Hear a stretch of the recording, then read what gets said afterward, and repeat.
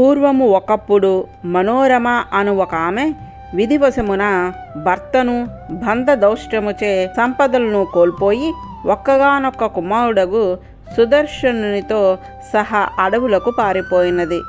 గంగా తీరమందలి అడవులకు చేరగా అచ్చటి నిషాదులు కొందరు ఆమె వద్ద ఉన్న స్వల్పధనమును అలంకరించుకొనిన విలువైన ఆభరణములను సమస్తమును అపహరించుకుపోయినారు.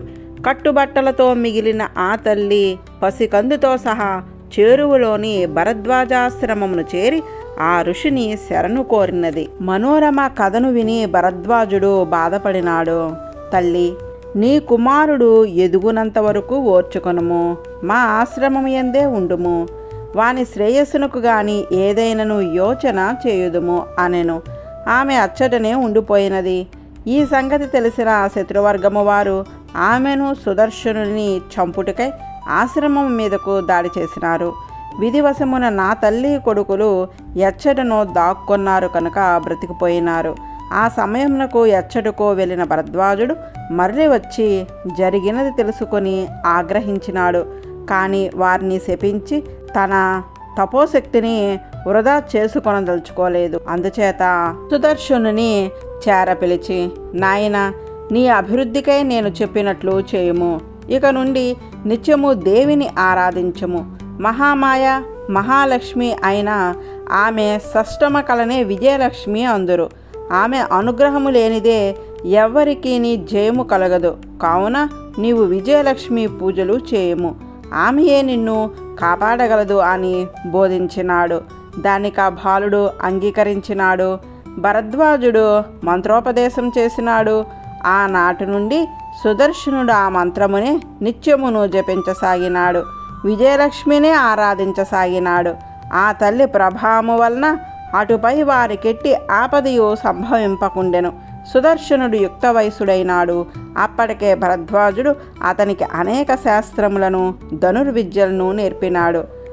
అతని మేలు నిషాధరాజు ఆ సుదర్శనునకు స్నేహితుడైనాడు.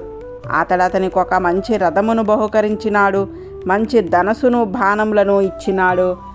ఆ ధనుర్బాణములు ధరించి రథముపై వచ్చుచున్నప్పుడు గొప్ప యువరాజు వలె ఉండేవాడు. కానీ కట్టుకొనుటకు నారచీరలు, కడుపు నింపుకొనుటకు కందమూలాలు తప్ప అతనికి ఏ ఆస్తుయును లేదు కదా. అట్లుండగా కాశీరాజు కుమార్తె శశికళకు స్వయంవరము తెలిసినది. ఆ శశికళ విజయలక్ష్మి భక్తురాలు. తనకు ఎటువంటి భర్త లభిస్తాడా అని ఆలోచనతో అమ్మవారిని ఆరాధించి నిద్రకు ఉపక్రమించగా ఆ రాత్రి ఆమెకు స్వప్నంలో విజయలక్ష్మి కనిపించింది. ఆ కలలో ఆమె యువరానికి సుదర్శనుని చూపి, ఇతనిని వరించు, ఇతడే నీకు అర్హుడు అని చెప్పినది. అతడే దేశపు రాజకుమారుడో అతను పేరేదియో ఏమియును తెలియవు. భరద్వాజాశ్రమమును చేరిన ఒకానొక బ్రాహ్మణుడు శశికళ స్వయంవర వృత్తాంతమును తెలుపగా నిషాధరాజు ప్రోత్సాహముతో సుదర్శనుడు ఆ స్వయంవరంకు వెళ్ళకోరినాడు. ఋషి నుండి తల్లి నుండి ఆశీస్సులను కొని తన రథముపై నెక్కి కాశీకి బయలుదేరినాడు. అక్కడ శశికళ స్వప్నంలో అమ్మవారు చూపిన సుదర్శనుని రూపమును చిత్రము గీసి దాన్ని తండ్రికి ఇచ్చినది. ఇందులో గలవాడే నా వరుడు. అటివాడు వచ్చినచో నన్ను కన్యాదానము చేయుము, నేనింక స్వయంవరంనకు రాలేను అని చెప్పినది. కానీ అప్పటికే రాజులు అనేకులు వచ్చి ఉన్నారు.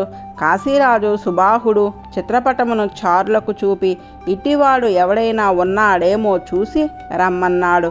నిషాధరాజుతో కలిసి వచ్చిన సుదర్శనుని చూచి వారా వార్త రాజుకు చెప్పిరి.